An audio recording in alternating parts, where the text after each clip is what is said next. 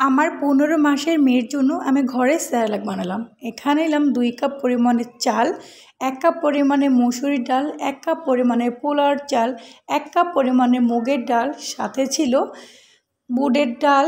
সব কিছু আমি ১ কাপ পরিমাণের মতো নিয়েছি। আর ছিল কাঠবাদাম, কাজু বাদাম, তারপরে ছিল ওটস, ছিল কিশমিশ। সব কিছু পরিমাণ মতো নিয়েছি আমি। আর হ্যাঁ, সব কিন্তু ১ কাপ পরিমাণে নিয়েছি, তবে ভাতের চালটা নিয়েছি আমি ২ কাপ পরিমাণে। তো সব কিছু একসাথে মিক্স করতেছিলাম। আর সবটা কিন্তু পরিমাণ মতো নিয়েছি, কারণ ছোটো বাচ্চাদের খাবার কিন্তু একটু পরিমাণ মতন পারফেক্টভাবে নিতে পারলে কিন্তু ভালো। সো সব কিছু আমি ভালো করে ২ থেকে ৩ বার ধুয়ে নিলাম। দেখো, দোকানে কেনার থেকে না ঘরে ঘরে যদি বানায় খাওয়ায় বাচ্চাদের, সেক্ষেত্রে একটু বেশি ভালো, তাই না? তো আমার মেয়ে হচ্ছে এখন ১৫ মাস চলে, আর এটা হচ্ছে ৬ থেকে ২ বছর বাচ্চাদের জন্য পারফেক্ট একটা ঘরোয়াভাবে সেরেলাক।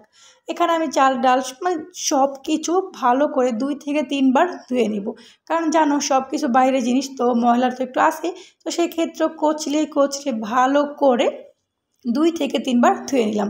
ধুয়ে দেওয়ার পরে কী করব, একটা বড় কিছু একটা নিতে, বড় একটা ছেঁকনি বা হচ্ছে বড় একটা সরা বা বড় একটা প্লেট, যেটা একটু ছড়ানো মতো যায়, এরকম কিছু একটা নিয়ে সমস্তটা ভালো করে দিয়ে দেবো। তবে আমি কিন্তু এটা ২ দিন লাগায় শুকাইছি, বাট সেটা শেয়ার করলাম না।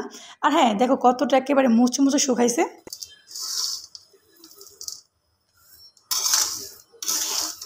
এটা প্রায় ২ দিন লাগায় শুকানো। আর হ্যাঁ, এটা কিন্তু আমি আগে আমার মেয়েকে খাওয়াইতাম না। এটা হচ্ছে আমার ছোটো বোন থেকে আমি শিখছি। শেখার কোনো বয়স না, তাই না?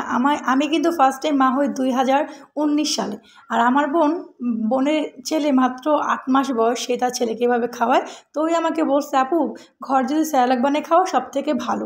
তো ভাবলাম ঠিক আছে, নিজেই বানিয়ে খাওয়াই, আর তোমাদের মাঝে তো শেয়ার করাও যায়, তাই না? যাদের ছোটো ছোটো বাবু আছে তারা কিন্তু অবশ্যই বাসায় ট্রাই করো। আর দেখো সমস্তটা ভালো করে শুকানোর পর চুলায় একটুখানি ভেজে নিছি, একেবারে মচমচো করে নিছি। দেন তারপর এটা হচ্ছে একেবারে ব্লেন্ডার না, অ্যাকচুয়ালি যদি তোমাদের অল্প পরিমাণে বানাও সেক্ষেত্রে ব্লেন্ডারে করতে পারো, বা হচ্ছে বাইরে যে মেশিন পাওয়া যায়, দোকান থেকে ভাঙানো যায়। তো আমার আম্মু কিন্তু একেবারে বেশি করে আমার একেবারে বানিয়ে দিল, প্লাস হচ্ছে ভাঙায় দোকান থেকে আনা হলো। তো এখানে পরিমাণে অনেকগুলো ছিল, প্রায় ১ কেজি ১.৫ কেজি মতন ছিল। তো সমস্তটা আমি ভালো করে একেবারে শুকানোর পরে ধুয়ে টুয়ে কীভাবে করলাম তোমরা তো দেখলেই।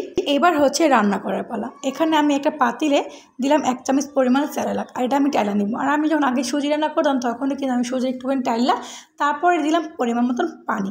এখানে আমি ১ চামচ পরিমাণ সেরেলাক আর হচ্ছে ১ কাপ পরিমাণে পানি।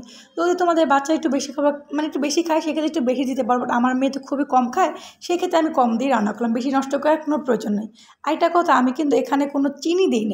আমার মেয়ে এখনও ১৫ মাস বয়স, আমি ওকে এখনও আলাদা করে চিনি, গরুর দুধ, মিষ্টি এগুলো কোনো খাবারে দিইনি।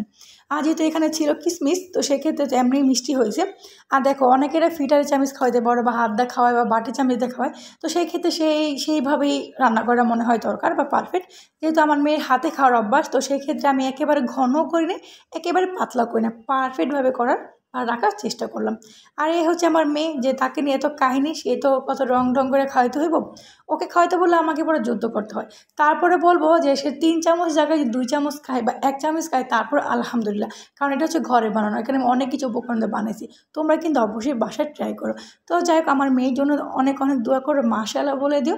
তো যাই হোক, তোমরা অবশ্যই তোমাদের বাবুর জন্য এটা ঘরে বানিও।